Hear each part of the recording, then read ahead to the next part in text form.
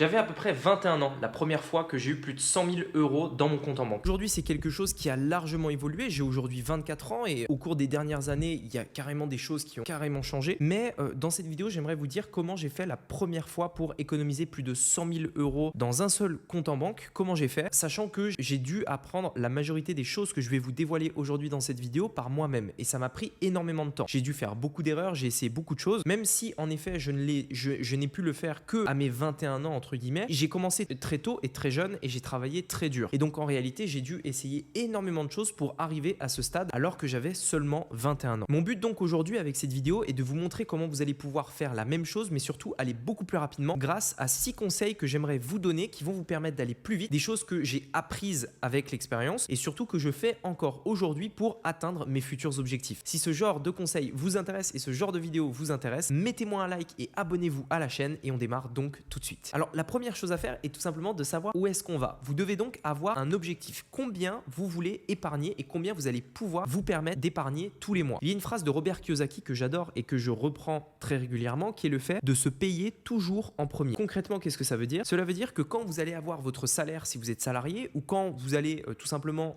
gagner de l'argent si vous êtes entrepreneur ou peu importe, première chose que vous allez faire avant de dépenser dans le loyer, la nourriture ou quoi que ce soit, la première chose que vous allez faire c'est mettre de l'argent de côté. À vous de définir cette somme. Imaginons par exemple que ce soit 100 euros, 200 euros, 300 euros par mois, 1000 euros par mois si vous le pouvez, peu importe. La première chose à faire quand vous avez un salaire ou quelque chose comme ça, c'est tout de suite de mettre cet argent de côté. Alors je sais qu'il y a certaines personnes qui vont me dire oui mais Rémi, j'ai un salaire très faible, je peux pas mettre beaucoup d'argent, je peux pas mettre plus de 10 euros ou 20 euros ou 30 euros par mois de côté. J'ai envie de dire plusieurs choses. Premièrement, c'est pas grave, c'est déjà un début. Même si vous mettez cet argent de côté, et vous le verrez après, c'est la première étape de nos 6 étapes pour tout simplement économiser ces 100 000 euros. Deuxièmement, si aujourd'hui vous arrivez à mettre 30 euros, on va le voir juste après, il y a peut-être des choses que vous pouvez changer et optimiser pour simplement faire passer sans gagner plus d'argent, cet argent de 30 à 50, 100, 200 euros peut-être en faisant des ajustements bien précis à certains endroits. Je vous donne un exemple. L'une des règles que j'ai toujours eues par rapport à quelque chose que j'allais acheter, c'était la règle des 72 heures. Et généralement, quand on découvre une chose qu'on a envie d'acheter, on a envie de l'acheter tout de suite. Vous voyez, vous voyez le nouvel iPhone qui sort cette année, etc. Vous dites, waouh, le nouvel iPhone, il est trop bien, vite, j'ai envie de l'acheter, etc. Généralement, et donc c'est vrai pour tout, je me fixe toujours une règle de 72 heures. Je vois ce nouveau téléphone qui me plaît. Il est bien, il est top, etc. Très bien. Et bien même si j'ai envie de l'acheter, même si j'ai les moyens de me l'acheter, je vais quand même attendre 72 heures avant de prendre ma décision d'achat. Et je le fais pour absolument tout. Je l'ai fait pour cet ordinateur-là, je l'ai fait pour ce micro, je l'ai fait pour ce trépied, je l'ai fait pour absolument tout. C'est une règle que j'ai systématiquement qui me permet d'être sûr que je n'investis que dans des choses dont j'ai vraiment besoin et dans des choses dans lesquelles j'ai vraiment envie. La plupart du temps, et vous le verrez, lorsque vous appliquez vraiment cette règle, vous allez éviter d'acheter des choses qui tout simplement sont inutiles et qui finissent au fond du placard. On a tous des choses aujourd'hui qu'on a achetées, qu'on a utilisées une fois, deux fois et qu'on n'a jamais réutilisées par la suite. Et bien cette règle des 72 heures, vous aurez probablement évité de les acheter et donc bien entendu d'économiser la somme que vous avez dépensée pour les acheter. C'est donc notre première étape. Fixez-vous un objectif d'épargne mensuel. La deuxième étape est de se fixer un budget par rapport à ce que vous gagnez. Donc souvenez-vous, vous avez mis de l'argent de côté, c'est très bien et vous vous payez en premier. La deuxième étape, c'est tout simplement de fixer deux budgets. Premièrement, tout ce qui va être essentiel et là on va mettre le loyer, la nourriture, etc. Deuxièmement, tout ce qui va être tout simplement du plaisir, les sorties au restaurant, tout ce qui va être par exemple des habits, toutes les choses sur lesquelles vous pouvez vous faire plaisir, des cadeaux, etc. Il est essentiel de définir ce budget et si possible de le définir avec une somme bien inférieure à ce que vous gagnez. Imaginons vous gagnez 1200 euros par mois, essayez d'avoir un budget autour des 900, 1000 euros par mois, comme ça vous aurez la possibilité d'économiser 200 euros tous les mois. Alors je sais que certains vont me dire ouais mais Rémi c'est difficile, le loyer ça coûte cher, la nourriture ça coûte cher, etc. Et bien c'est là où vous pouvez commencer à réfléchir à des choses que vous pouvez adapter. Peut-être qu'au niveau du loyer vous pouvez trouver un logement qui coûte moins cher. Peut-être qu'en réalité vous excentrez du centre d'une ville qui coûte généralement cher et d'avoir une voiture et de dépenser plus en essence mais moins en loyer, peut-être que ça peut être plus avantageux et vice versa. À vous de voir, à vous de faire les calculs. L'idée ce n'est pas forcément de baser l'épargne que vous allez faire sur votre situation actuelle. L'idée c'est de trouver des nouvelles solutions pour se mettre dans la position où on peut atteindre notre objectif. Même si vous gagnez 1200, 1500, 2000, vous avez la possibilité d'économiser tous les mois. Il s'agit simplement de le faire sur une feuille, de regarder de manière claire combien vous dépensez, combien rentre, combien sort et tout simplement de définir un budget. Bien souvent, on s'en rend pas compte, mais il y a des petites choses que vous achetez régulièrement et qui en réalité à la fin du mois vous coûtent une fortune. Des cigarettes par exemple. Simplement le fait par exemple de prendre des chewing-gums. Si vous enlevez les chewing-gums, peut-être que ça peut vous faire gagner plus d'argent à la fin du mois. Le fait peut-être d'avoir 3 abonnements pour des plateformes de streaming, Disney, Netflix et Amazon. Le fait d'avoir un forfait téléphonique qui est bien trop élevé par rapport à votre besoin réel. Bref, on a tous des choses que l'on peut optimiser. À vous, dans un premier temps, de faire les comptes. Combien vous avez dépensé le mois dernier? Je vous invite vraiment à le faire tout de suite, juste après cette vidéo. Allez voir dans vos comptes et regardez exactement combien vous avez dépensé le mois dernier. Faites 2 colonnes. Une case essentielle, c'est-à-dire les choses que vous êtes obligé de dépenser, la nourriture, le logement, l'électricité, etc., etc. Et tout ce qui est plaisir. Essayez de vous rendre compte combien vous dépensez tous les mois dans la case plaisir et qu'est-ce qui peut être optimisé dans la case essentielle. Pour vous faciliter la tâche dans ce point-là, moi, c'est ce que j'ai fait personnellement et c'est ce que je fais encore aujourd'hui. J'essaye d'avoir 2 comptes bancaires simultanément. Vous n'avez pas de frais supplémentaires à avoir 2 comptes bancaires, donc je recommande tout le monde à avoir 2 comptes bancaires et même dans 2 banques différentes. Vous allez avoir votre salaire, par exemple, dans un compte en banque et l'idée, c'est d'avoir défini un budget. Et en fait, dans votre compte en banque sur lequel vous recevez votre salaire, vous n'avez pas de carte bancaire, c'est un compte classique et le seul moyen pour dépenser avec votre carte, c'est de faire un virement vers un autre compte qui lui est un compte carte. L'avantage de ça, c'est qu'en début de mois, vous vous fixez par exemple un budget de 900 € sur vos 1200 € de salaire. Ça vous permet de mettre 300 € par mois d'épargne tous les mois de côté. Et bien sur les 900 € que vous allez mettre sur votre compte avec une carte bleue, et bien vous ne pouvez pas dépenser plus parce que c'est tout ce que vous avez dans ce compte-là. L'idée, c'est d'avoir un compte qu'on va utiliser pour dépenser et qui ne contient que ce qu'on va dépenser au maximum et un autre compte dans lequel il n'y a pas de carte liée à ça et dans lequel on va recevoir notre salaire et dans lequel on va également épargner. Ça vous permettra, quand vous regardez votre compte carte, de voir qu'il ne vous reste pas en réalité 1300 ou 10 000 € en fonction de l'épargne que vous avez, mais il vous reste 900 € pour le mois. Point. Ça vous permettra de vous rendre beaucoup plus compte de combien vous avez dépensé dans le mois en cours, de savoir si vous avez fait des abus, de savoir si vous avez exagéré, de savoir exactement combien il vous reste dans votre budget. Parce que le problème, et c'est ce que la plupart des gens font,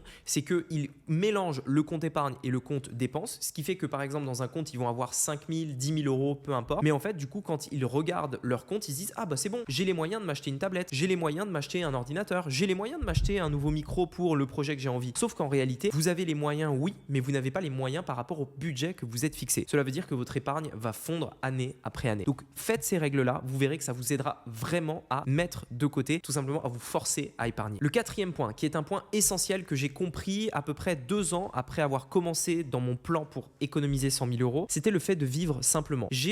Quand j'étais jeune, j'avais vraiment cette période où je dépensais énormément d'argent dans des choses complètement inutiles. À l'époque, quand j'étais étudiant, quand j'étais plutôt au lycée, j'achetais beaucoup de jeux vidéo, donc c'est à coût de 50, 60 € pour un jeu vidéo. Ensuite, quand j'ai eu l'âge d'avoir mon permis moto, je me suis payé mon permis moto, j'ai payé 1000 € à peu près pour un permis moto. Et après, je me suis acheté une moto immédiatement, environ 5700 je crois de mémoire. Et immédiatement, j'ai acheté cette moto, etc. En réalité, j'avais en plus une voiture, donc j'ai acheté une moto plus la voiture que j'avais déjà, etc. Et en fait, je me suis rendu compte quelques années après que c'était des achats qui, en réalité, n'étaient pas vraiment utiles et qui ne m'ont pas rendu plus heureux. C'est-à-dire que oui, j'avais envie de le faire, c'était quelque chose qui m'a vraiment fait passer des bons moments, etc. Mais en réalité, c'est pas vraiment là que je vais rechercher le vrai bonheur, en fait, tout simplement. Ce que je me suis rendu compte de plus en plus, c'est que moins je possède, plus je suis heureux. Moins j'ai de choses qui encombrent mon lieu de vie, mon lieu de travail, ma vie de manière générale, plus je suis heureux. Et c'est pour ça qu'aujourd'hui, de plus en plus, j'essaye de posséder le moins de choses possible. Ne pas acheter des choses qui servent à rien, avoir les choses essentielles et uniquement les choses essentielles. Et en fait, le fait de vivre simplement comme ça fait qu'aujourd'hui, je suis beaucoup plus heureux parce que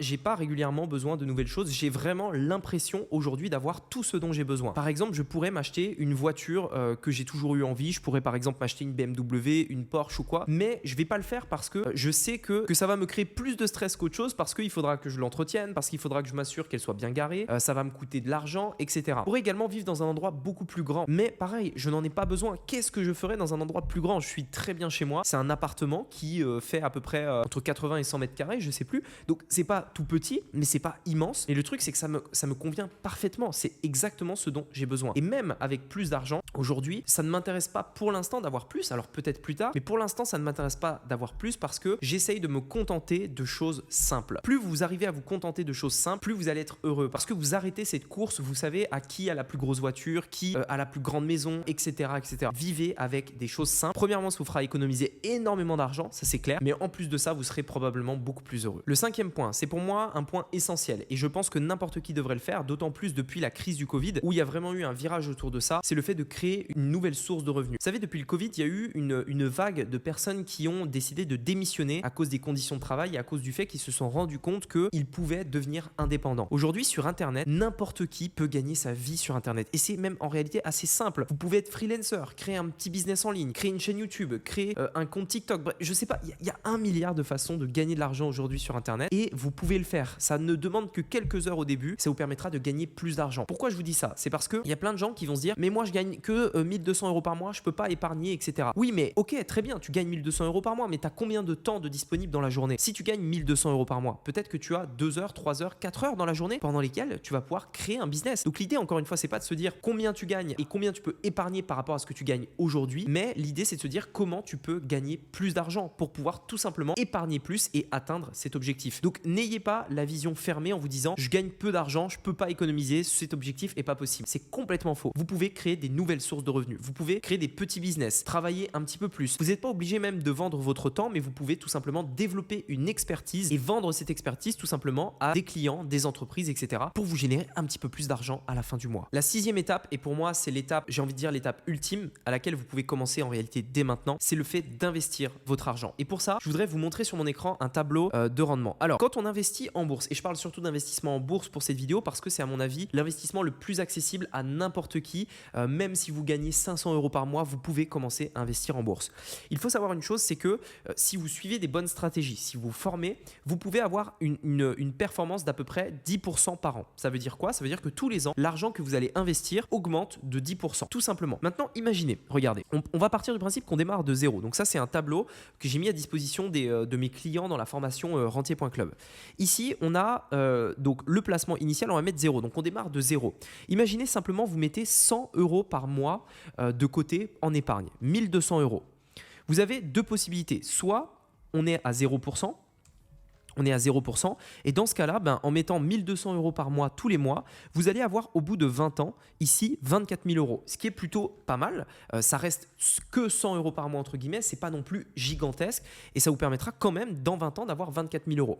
Sauf que si vous avez investi ces mêmes 1200 euros dans la bourse, et au cours des 40 dernières années, il faut savoir, avec de bonnes stratégies, vous auriez pu largement et très simplement avoir une performance moyenne d'à peu près 10,5%. Donc, en ayant investi ces mêmes 1200 euros par an en bourse à 10%, vous auriez atteint déjà le même résultat en 12 ans, mais les 100 000 euros, vous les auriez atteints en 25 ans. Cela veut dire que même avec seulement 100 euros par mois de côté, en 25 ans, vous pouvez avoir ces 119 000 euros. Et là, je parle uniquement du fait de mettre l'argent de côté. Je ne parle pas du fait de gagner plus d'argent pour atteindre votre objectif. Je ne parle pas de tout ça. Sachez que les stratégies que je vous parle aujourd'hui dans cette vidéo, ce sont des stratégies qui sont exponentielles. Plus vous allez avoir de l'argent, plus vous allez en gagner. Regardez, parce que la question qu'on pourrait se poser, c'est maintenant qu'on a ces 100 000 euros, par exemple, qu'est-ce qu'on en fait? C'est vrai que c'est une question importante parce qu'on peut se dire, écoute Rémi, oui, ton objectif avec cette vidéo, c'est de nous montrer comment avoir 100 000 euros, etc. Mais ça va changer quoi dans ma vie, 100 000 euros? Enfin, pour ma part, par exemple, ça n'a rien changé le jour où j'ai eu 100 000 euros dans un compte. Je ne me suis pas mis d'un coup à acheter des trucs qui servent à rien. L'état d'esprit qui va vous permettre d'atteindre les 100 000 euros, c'est aussi un état d'esprit important qui va vous permettre de garder ces 100 000 euros. Vous ne pouvez pas en fait avoir l'état d'esprit pour atteindre les 100 000 euros et un jour, dès que vous avez 100 000 euros, d'un coup changer complètement d'état d'esprit, dépenser votre argent dans des trucs inutiles, vivre au-dessus de vos moyens, etc. Non, pas du tout. En réalité, l'état d'esprit qui va vous permettre d'atteindre ces 100 000 euros, c'est surtout un état d'esprit qui va vous permettre de les garder. Et ça vous permettra d'apprendre de nouvelles choses. Quand je vous disais tout à l'heure d'économiser, de vivre simplement, etc., c'est non seulement quelque chose qui va vous permettre d'atteindre les 100 000 euros, mais en plus de ça, une fois que vous aurez atteint ces 100 000 euros, vous vous rendrez compte que vous êtes très heureux avec beaucoup moins. Et donc, c'est ça le plus important. Mais regardez quand même, on va reprendre mon exemple au niveau de la bourse. On va partir du principe qu'on arrête de mettre de l'argent de côté tous les mois, mais qu'on a atteint nos 100 000 euros. Eh bien, regardez ça. En mettant vos 100 000 euros en bourse, ici, eh bien, vous auriez seulement en bourse avec 10% par an. Et encore une fois, si vous vous formez avec les stratégies, par exemple, qu'on met dans rentier.club, etc., vous pouvez largement avoir une performance de 10% par an. Eh bien, regardez, au bout de seulement 20 ans, vous allez atteindre 611 000 euros seulement en démarrant avec 100 000 euros, tout simplement. C'est-à-dire que vous mettez 100 000 euros, vous les mettez en bourse, vous ne faites rien et au bout de 20 ans, avec une moyenne de 10% par an, vous atteignez les 600 000 euros. Si vous décidez de ne pas vous arrêter et de continuer de mettre vos fameux 100 euros par mois, par exemple, eh bien dans ce cas-là, vous allez atteindre le million en 25 ans. donc même un peu avant, en 24 ans, vous atteignez le million. Seulement en faisant quelque chose de simple, en ayant eu des routines d'épargne simples, en baissant un peu son niveau de vie, en se rendant compte qu'on peut vivre très facilement avec tout simplement quelque chose de simple, en évitant d'acheter des choses inutiles et surtout en commençant à investir. Et d'ailleurs, si c'est quelque chose qui vous intéresse d'investir, j'ai réalisé une formation gratuite. Dans cette formation, je vous montrerai les 3 erreurs que 98% des investisseurs qui échouent font dans l'investissement. Comme ça, vous êtes sûr de ne pas reproduire les mêmes erreurs. Vous verrez exactement le moment auquel vous devez investir. On ne va pas mettre les 100 000 euros n'importe quand, on va les investir au bon moment. Et dans cette formation gratuite, d'ailleurs, je vous montrerai en direct un investissement de plus de 6 000 $ pour vous montrer à quel point c'est facile d'investir seulement avec un ordinateur et une connexion Wi-Fi. Et pour finir, je vous montrerai comment éviter les cracks parce que c'est vrai que lorsqu'on parle d'investissement en bourse, on peut avoir peur de se dire je vais perdre mon argent du jour au lendemain, etc. Mais dans les faits, il existe des choses pour vous protéger et ne pas du tout subir les cracks. Je vous montre tout ça dans cette formation gratuite. Vous avez le lien juste ci-dessous. On se retrouve de l'autre côté. Sur ce, c'était Rémi. J'espère que cette vidéo vous a plu et je vous dis à très bientôt. Ciao.